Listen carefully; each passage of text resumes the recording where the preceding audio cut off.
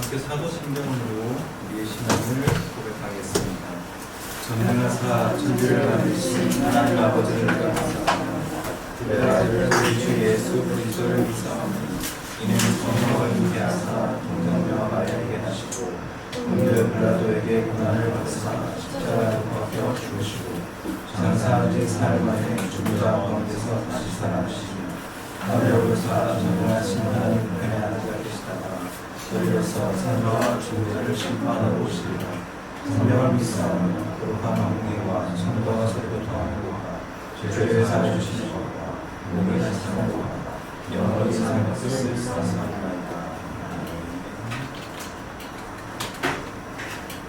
여러분 반갑습니다. 반가워요. 근데 별일 없었죠? 있으신 분 없으시죠? 자, 오늘 저하고 나눌 말씀은 구원의 서정입니다. 제목 같이 한번 읽어볼게요. 시작. 구원의 서정 연합 공동생. 자, 여기 나오는 구원의 서정은 여러분들이 구원받는데 필수적인 건 아니에요. 뭐라도 구원 받아요. 이 설교 안 들었다고 구원 못 받는 게 아니에요. 이미 구원 받으셨죠. 그럼에도 이걸 공부하는 거 여러분의 신앙생활에 좀 더 건강하고 바른 길을 가는 데 굉장히 도움이 될 겁니다. 좀 어려워요. 그렇지만 기도와 함께 말씀을 들으시길 바랍니다. 자, 먼저 지금까지 배웠던 말씀을 한번 정리를 해보겠습니다. 하나님 온 세상을 창조하셨고 온 세상을 보존하시고 통치하십니다. 그리고 하나님의 형상, 하나님을 대신해서 이 땅을 다스리도록 하나님이 사람을 만드셨고, 근데 이 사람이 창조주인 하나님을 버리고 피조물인 인간이 창조주 자리에 올라가려고 했던 게 바로 죄라고 배웠습니다. 그리고 그 결과로 인간에게 수많은 죄의 결과, 그리고 제일 끝에는 사망이 인간에게 찾아왔어요. 이것이 죄의 결과입니다. 그리고 저희가 저번 주 걸쳐서는 이런 우리를 구원하시기 위해서 예수님이 이 땅에 오셨는데 전생에 걸쳐서 하나님께 순종하셨다. 그리고 십자가에서 죽으심으로 우리의 죄값을 치르시고 하나님과 우리를 화목하게 하셨다. 그리고 부활하심으로 사망을 완전히 깨뜨리시고 우리가 이 땅에 살아가는 소망의 근거가 되었다라고 말씀을 드렸어요. 자, 오늘은 구원의 서정 중에서도 연합과 중생을 다룰 텐데요. 정말 생각을 한번 해볼게요. 방금 말씀드렸던 이 예수님의 구원 사역은 2000년 전에 벌어진 거예요. 맞죠? 그분의 순종하심, 죽음, 부활 전부 다 2000년 전의 일입니다. 그런데 어떻게 이 예수님의 사역이 오늘 나에게 적용이 될 수가 있을까요? 한번 생각을 해볼게요. 만약 오늘 여러분이 오늘 교회 오는 중에 우리 유민이와 시우가 길을 건넜다고 쳐요. 때 시우가 딱 이렇게 길을 건너려고 하는데 신호위반은 차가 와요. 어떻게 되겠어요? 근데 피할 수가 없어요. 근데 대신 안타깝게도 유민이가 시우를 다시 길가로 밀치고 유민이가 차에 치여서 죽었어요. 예를 들어서 그럼 어떻게 되겠어요? 만약에 시우가 눈물을 흘리면서 뭐라 할까요? 오늘 누나가 나를 대신해서 죽었다라고 말할 수 있겠죠. 나이스네요. 잘 들어봐요. 그렇지 마. 다 잘 들어봐요. 누나가 정말 눈물 흘리면서 누나가 나 대신 죽었다. 오늘 나 대신 죽었다라고 말을 할 수가 있겠죠. 생각을 해보세요. 그러면 2000년 전에 한 청년의 죽음이 어떻게 오늘 나를 위한 죽음이 될 수가 있어요? 어떻게 2000년 전에 예수가 죽었는데, 예수라는 사람이 죽었는데 어떻게 그 죽음이 오늘 나를 구원하기 위한 죽음이 될 수가 있어요? 어떻게 가능하죠, 그게? 혹시 예선님 혹시 정답을 알고 있지 않을까? 예선아? 오늘은 정신이 없구나. 자, 그것은 바로 2000년 전에 십자가에서 죽으신 예수의 영 또는 하나님의 영인 성령께서 오늘 우리를 찾아오시기 때문입니다. 바로 이 방법만이 2000년 전에 죽으신 예수님의 죽음과 오늘 우리를 연결시킵니다. 갈라디아 4장 6절을 함께 읽겠습니다. 너희가 아들이므로 하나님이 그 아들의 영을 우리 마음 가운데 보내사 아빠 아버지라 부르게 하셨느니라. 하나님의 아들의 영을 우리에게 보내셔서 하나님을 아버지로 부르게 하십니다. 그러니까 성령이 오셔서 우리를 하나님의 자녀로 만드신다는 거죠. 자, 그리고 이 성령께서는 예수님이 이루어 놓으신 완전한 구원을 우리의 일생에 걸쳐서 완성해 나가십니다. 잘 들어보세요. 이 성령이 오셔서 뭘 하시냐? 예수님이 이루어 놓으신 완전한 구원, 예수님이 구원을 부족하게 하신 게 아니에요. 구원은 완전한데 그 완전한 구원을 우리 일생에 걸쳐서 완성해 나가세요. 자, 여기 그림 보이시죠? 그림은 여기 뒤에도 그려놨어요. 이게 너무 어려워서 이게 말로 설명이 쉽지 않아서 그림을 그려놨습니다. 이게 바로 구원의 서정을 그린 겁니다. 구원의 서정이라는 건 구원의 순서 또는 구원의 여정이라고 할 수가 있는데요. 여러분이 받은 구원은 결코 단회적인 사건이 아니에요. 물론 구원이라는 건 특정 시점에서 시작을 합니다. 그러나 거기서 끝이 아니라 우리 평생에 걸쳐 이루어지는 것. 여기 결혼하신 분 좋아하고 권사님만 계시네요. 자, 결혼 언제 시작해요? 결혼이라는 거. 제대로 그렇죠. 너무 간단하잖아. 결혼식 땅땅땅 시작이 되는 거잖아요, 맞죠? 근데 이 결혼이 결혼식으로 끝나요?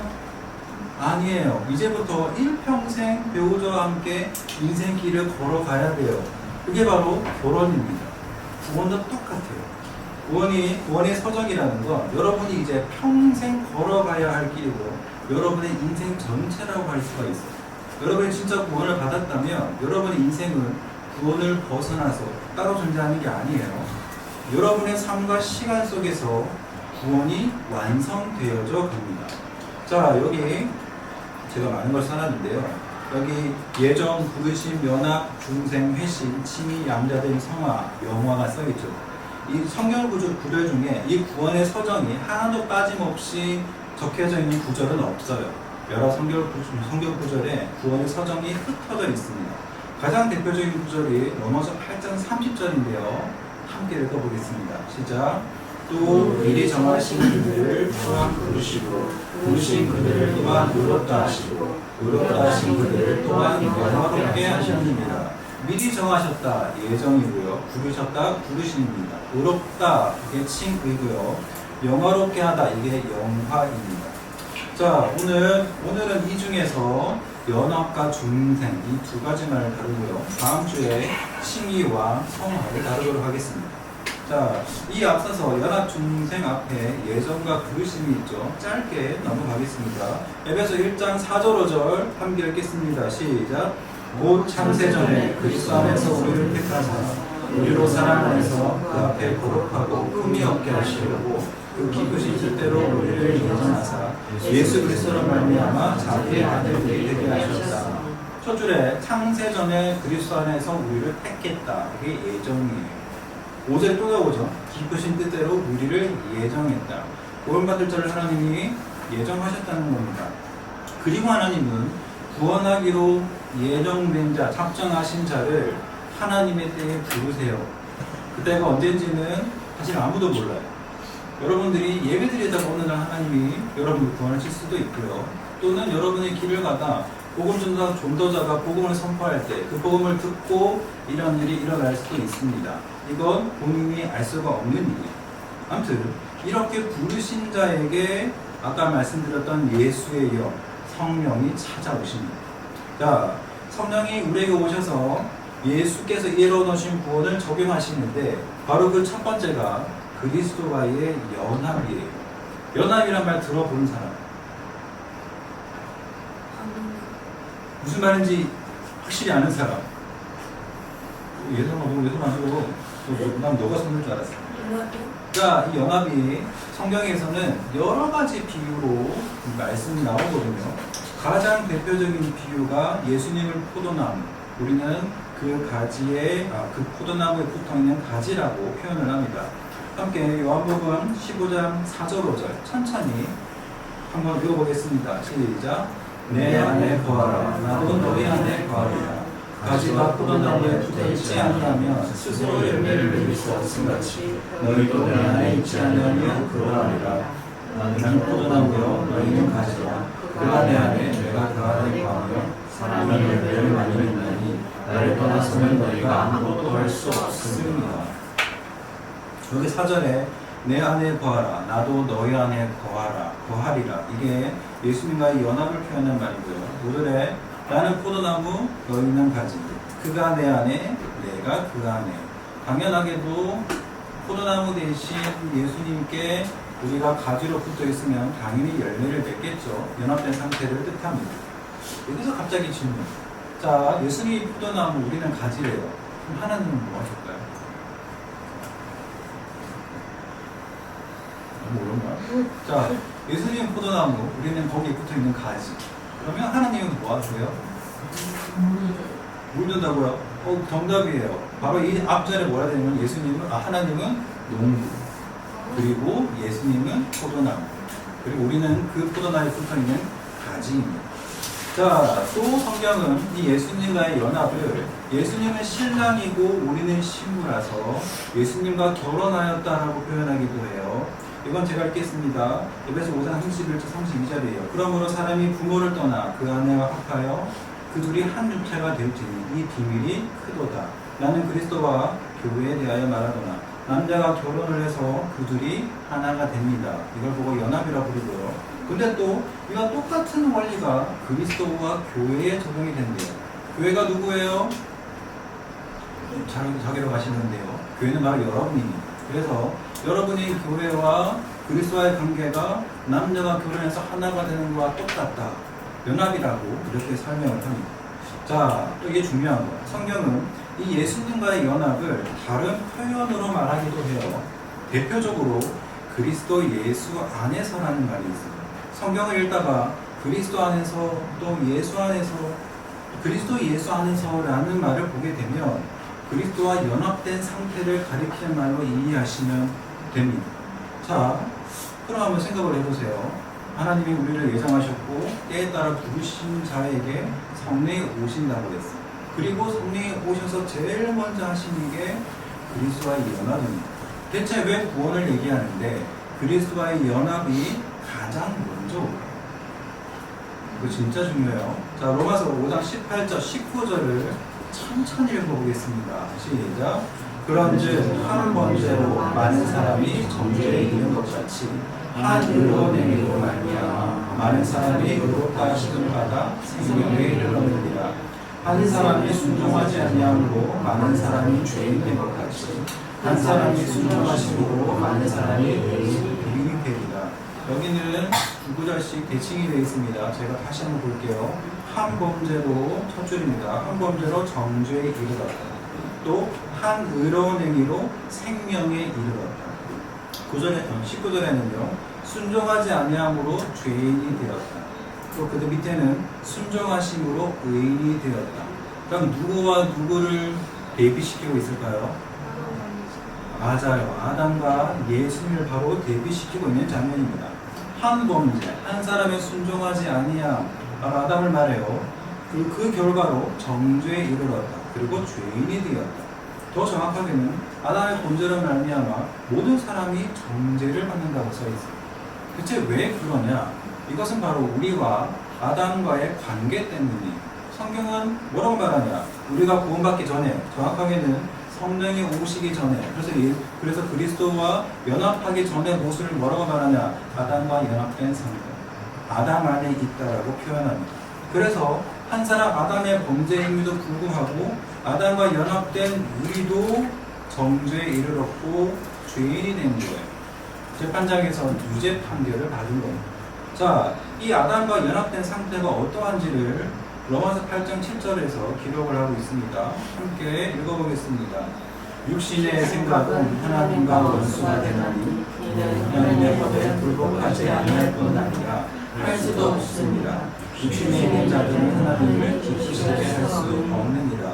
육신의 생각, 아담과 연합된 상태를 말합니다. 이때의 사람은 하나님과 원수입니다. 그 다음 하나님의 법에 굴복하지도 않아요. 그 다음 하나님의 법에 굴복할 수도 없는 상태입니다. 스스로 하나님 말씀에 굴복하려고 노력할 수가 없는 상태가 아담의 상태입니다.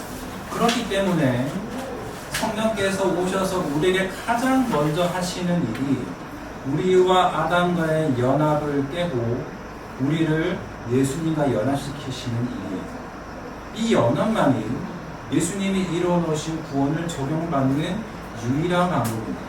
자, 아래 그림 보이시죠? 자, 왼쪽을 보면 아담과 연합, 그리스도 연합 보이시죠?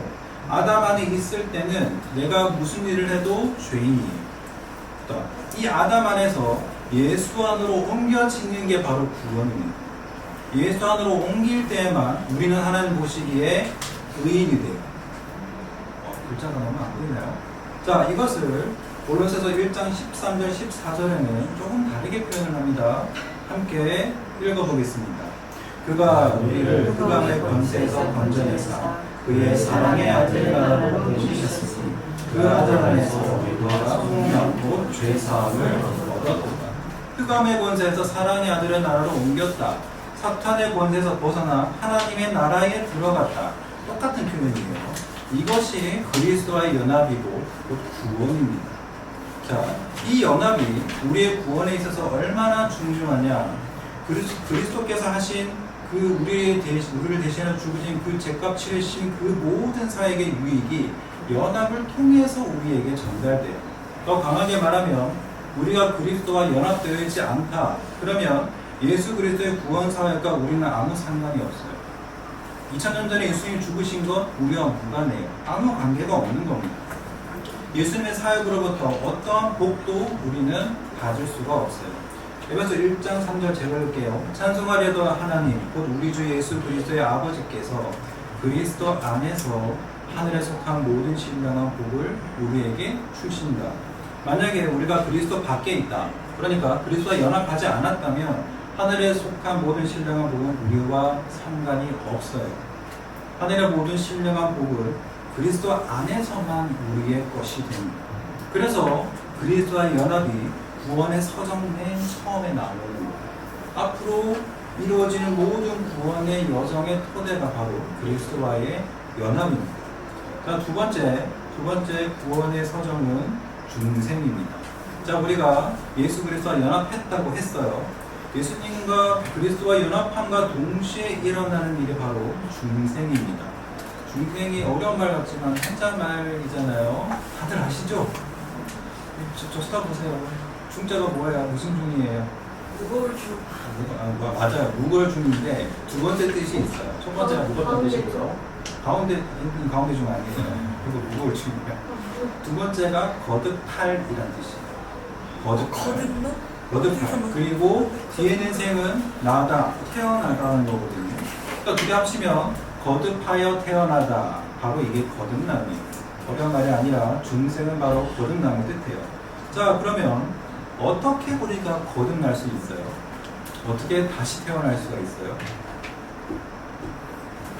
난 또 예수님이 말할 줄 알았더니 생각을 해봐요. 어떻게 우리가 다시 태어날 수가 있을까요? 머릿속에 떠오르는 거 하나씩만 얘기해봐요. 하나씩. 예수님이 화해 어떻게? 부활. 생각보다 똑똑해, 형님. 자, 이 거듭남에 대해서 예수님과 대화를 한 사람이 성경에 나옵니다. 니고데모가 예수님과 대화를 하는데요. 제가 읽을게요. 예수께서 대답하여 이르시되 진실로 진실로 내게 이르노니 사람이 거듭나지 아니하면 하나님의 나라를 볼 수 없느니라. 이 하나님 나라를 본다는 건 단지 본다는 게 아니라 참여한다는 뜻이에요. 거듭나지 않으면 하나님 나라에 참여할 수 없대요. 못 들어간대요. 구원을 못 받는데요. 니고데모가 난리가 났어요. 사람이 늙으면 어떻게 다시 날 수가 있겠습니까? 두 번째 모태에 들어갔다가 날 수 있겠습니까? 무슨 말인지 알겠죠? 엄마 뱃속에 들어갔다 다시 나오면 다시 태어나는 거 아니냐? 그게 불가능하지만 그렇게 하면 거듭나는 거냐라고 물어봤더니 예수님이 다시 대답하십니다. 진실로 진실로 내게 이르노니 사람이 물과 성령으로 나지 아니하면 하나님 나라에 들어갈 수 없느니라. 육으로 난 것은 육이요 영으로 난 것은 영이다. 여기 6절에 육으로 난 것, 이게 방금 말했던 니고데모가 말했던 엄마 뱃속에 들어갔다가 다시 나오는 그 방식을 말해요. 그래부터 똑같다는 거고요. 뒤에 있는 영으로 난 것이라고 했던 영이 바로 성령입니다. 성령으로 나야 된다. 예수님이 또 물과 성령으로 나지 않으면 하나님 나라에 들어갈 수가 없다. 물과 성령은 동의어라고 생각하셔도 될 것 같아요. 다시 말해서 예수님은 성령으로 거듭날 수 있다라고 말씀을 하십니다. 자, 그럼 여러분에게 물을게요. 여러분은 그럼 어떻게 하나님이 여러분을 어떻게 거듭나게 하실까요?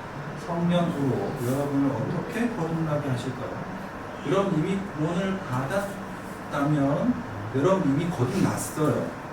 그러면 여러분은 언제 어떻게 거듭나셨어요? 나 언제 거듭났어요? 나 언제 거듭났다. 이거 어떻게 거듭났다. 혹시 아시는 분 계세요? 여기에 대해서 대답을 할 수 있다. 그럼 그 사람은 이단이에요. 그 사람은 구원파입니다. 알 수가 없어요. 이건 성령의 사역인데 사람이 인지할 수 없는 영역이에요. 그래서 이것을 모릅니다. 그 결과를 보고 알 뿐 실제로 언제 어떻게 일어나는지는 알 수가 없어요.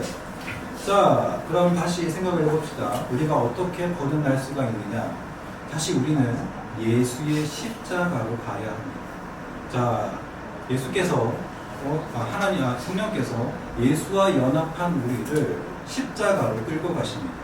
자, 우리는 십자가를 단지 이렇게 생각하기가 쉬워요. 예수님이 나의 죄를 대신 지고 죽으신 곳으로만 생각하기가 쉽습니다. 그러나 실제로는 그렇게 단순하지가 않아요. 로마서 6장 3절 4절을 천천히 함께 읽겠습니다. 시작. 무릇 그리스도 예수와 합하여 세례를 받은 우리는 그의 죽으심과 합하여 세례를 받은 줄을 알지 못하느냐. 그러므로 우리가 그의 죽으심과 합하여 세례를 받음으로 그와 함께 장사되었나니. 반복되는 단어가 조금 있죠. 3절에 그리스도 예수와 합하여 연합을 의미합니다. 또 그 뒤에 보면 그의 죽으심과 합하여, 또 4절에 또 그의 죽으심과 합하여 나오고요. 또 그와 함께 장사되었나니. 성령께서는 우리를 예수와 연합시키셔서 예수가 매달린 그 십자가에 우리도 함께 못 박으세요. 바울이 이걸 6절에서 조금 더 자세하게 설명을 합니다. 6절 함께 읽겠습니다. 우리가 알거니와 우리의 옛사람이 예수와 함께 십자가에 못 박힌 것은 죄의 몸이주고 다시는 우리가 죄의 종노릇하지 아니하려 함이니 이 십자가에 우리의 옛사람이 예수와 함께 못 박혀요. 죄의 몸이 십자가에 못 박혀 죽는 겁니다. 거기서 끝이 아니고요. 5절에서는 이렇게 말합니다. 5절 함께 읽을게요. 만일 우리가 그의 죽으심과 같은 모양으로 연합한 자가 되었으면 또한 그의 부활과 같은 모양으로 연합한 자로 되리라. 우리가 예수와 연합하였기 때문에 예수와 함께 십자가에 못 박혀서 죽었을 뿐만 아니라 우리가 또 예수와 연합했기 때문에 예수와 함께 부활합니다. 그리스도의 부활에 참여한 자가 돼서 새 생명으로 다시 태어나는 거예요. 이것은 예수님이 재림하실 때 있는 죽은 자의 부활, 육신의 부활을 말하는 게 아니에요. 이 부활은 우리가 예수를 믿을 때 개개인에게 일어나는 즉각적인 일입니다. 자, 이 십자가에서 예수와 함께 죽고 예수와 함께 살아난 결과를 고린도후서 5장 17절에서 정확하게 표현을 합니다. 함께 읽어보겠습니다. 시작. 그런즉 누구든지 그리스도 안에 있으면 새로운 피조물이라. 이전 것은 지나갔으니 보라 그것이 되었도다. 누구든지 그리스도 안에 있으면, 그리스도와 연합했으면 새로운 피조물이 된다. 그와 함께 죽고 그와 함께 부활함으로 새로운 피조물이 되는 거예요. 이것을 보고 중생이라고 합니다. 그래서 우리의 거듭남은 예수와 연합한 순간 십자가에서 이루어지는 거예요. 여러분 어렵지 않으셨어요? 안 어려우셨죠? 다음 주가 좀 더 어렵습니다. 자, 오늘 결론을 내도록 하겠습니다. 이거 써야 될, 이거 너무 아까운데. 이거 이제 이 그림 대충 이해되셨죠? 네. 다음 주에 또 그려놓을게요.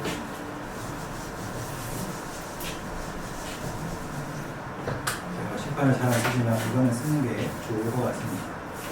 자, 우리가 구원받기 전의 모습을 아담과 연합된 상태라고 했어요. 이걸 보고 아담 안에 있다고도 합니다. 자, 아담 안에 있다. 이런 상태를 보고 우리는 옛사람이라고 불러요. 오늘 다 나왔던 단어죠. 그리고 이 옛사람은 어떤 삶을 사냐? 아담적인 삶을 삽니다. 아담적인 삶은 여러분이 아실 거예요. 딱 선악과를 먹는 거. 아주 단적으로 말하면 그렇게 말할 수가 있어요. 창조자님 갖다 버리고 자기가 왕노릇하며 사는 게 아담적인 삶입니다. 이것을 또 다른 표현으로 자기 중심성을 가지고 산다고 해요. 이 구원받지 못한 자는 자기 중심성이 정말 강해요. 자기밖에 모릅니다. 그러면 생각해봐요. 이 마음의 왕자에 누가 왕으로 앉아 있을까요? 자기 자신이 앉아 있습니다. 마귀 아니에요. 마귀는 우리의 주인이 될 수가 없어요. 마귀는 우리를 유혹하는 사람이에요. 자, 그리고 그럼 결국 어떻게 되냐? 자기의 마음의 왕자에 자기가 사니까 뭐 어떻게 살까요? 아주 간단합니다. 자기 소견대로 살아요. 자기 소견대로 살아가는 게 아담적인 삶이고 아담 안에 있는 삶입니다. 자, 그럼 반대로 예수와 연합했다. 그러면 예수 안에 있다는 것과 동의하고요. 이제는 어떤 사람이 됐냐? 새 생명을 얻었어요. 이걸 보고 우리는 중생이라고 불렀습니다. 자, 그러면 새 생명 가진 사람은 새 생명의 삶을 살겠죠. 그렇죠? 그러면 이게 어떠한 삶인지가 요한복음 15장 7절, 아까 포도나무 비유 끝에 나와요. 7절과 10절을 저와 함께 천천히 한번 읽어보겠습니다. 시작. 너희가 내 안에 거하고 내 말이 너희 안에 거하며 무엇이든지 원하는 대로 구하라. 그리하면 이루리라. 10절 읽을게요. 내가 아버지의 계명을 지켜 그의 사랑 안에 거하는 것 같이 너희도 내 계명을 지키면 내 사랑 안에 거하리라. 자, 새 생명의 모든 삶은 어떻게 사는 거냐? 자, 자기 안에 뭐가 있냐? 이게 아니고요. 예수의 말씀이 있습니다. 그리고 이 예수의 말씀이 자기의 마음의 왕자의 주인의 자리에 앉아 있어요. 자, 그러면 결국 아담이 자기의 마음의 주인이 자기이기 때문에 자기 소견대로 산다면 말씀이 자기 왕자에 있는 사람은 어떻게 살게 될까요? 간단합니다. 말씀대로 살아가요. 말씀대로 살아가는 게 새 생명 얻은 자의 모습입니다. 자, 마지막으로 제가 시편 2편 찾아볼까요? 성경 있으신 분 시편 1편으로 가보겠습니다. 시편 1편 시편 1편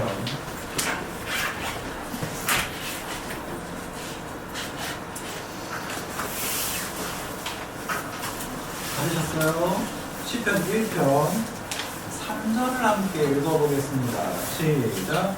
그는 시냇가에 심은 나무가 철을 따라 열매를 맺으며 그 잎사귀가 마르지 아니하였으니 그가 하는 모든 일이 다 형통하리로다. 뒷절에 뭐 열매를 많이 맺는다, 형통한다. 그 앞절이 중요해요. 그는 시냇가에 심은 나무이다. 시냇가에 심은 나무다. 자, 여기가 시냇가에 심은 나무입니다. 이 얘기는 어디냐? 텃밭단탕에 뿌리를 받고 살고요. 그리고 텃밭단탕에 뿌리 받고 이 나무가 시냇가에 옮겨져서 다시 심겨진 겁니다. 그리고 나서 그 결과가 당연히 열매를 맺게 돼요. 근데 이 사람이 무엇을 하느냐가 2절에 나옵니다. 2절 읽고 마치겠습니다. 2절 함께 읽겠습니다. 시작. 오직 여호와의 율법을 지도하여 그의 율법을 취하여 묵상하는도다. 이 사람이 시냇가에 심은 사람이에요. 말씀이 마음에 있고 그 말씀을 따라 살아가는 것, 그 말씀을 묵상하며 따라 살아가는 것이 바로 시냇가에 심기한 나무, 중생한 사람의 삶입니다. 여러분이 이러한 삶을 살아가시기를 바라겠습니다. 다음 주는요, 조금 더 어려운 칭의와 성화에 대해서 다루도록 하겠습니다. 자, 제가 기도하겠습니다. 하나님 감사합니다. 예수님이 죽기까지 순종하심으로 이루어 놓으신 구원을 성령 하나님이 오셔서 우리의 삶에서 이루어 가심을 감사드립니다. 우리가 중생한 자처럼 시냇가에 심겨진 자처럼 하나님의 말씀을 묵상하고 말씀대로 말씀을 우리 마음의 주인으로 삼고 말씀을 따라 사는 우리 친구들 되게 해주세요. 예수 그리스도 이름으로 기도합니다. 주기도문으로 예배를 마치겠습니다. 우리 아버지여, 이름이 그렇게 여기를 가지시오며 나라가 임하시오며 세상에서 이루어진 것 같이 땅에서도 이루어지리이다. 오늘 우리에게 일용할 양식을 주시옵고 우리가 우리에게 죄진 죄를 사하여 준 것 같이 우리 죄를 사하여 주시옵고 우리를 시험에 들게 하지 마시옵고 다만 악에서 구하시옵소서. 나라와 권세와 영광이 아버지께 영원히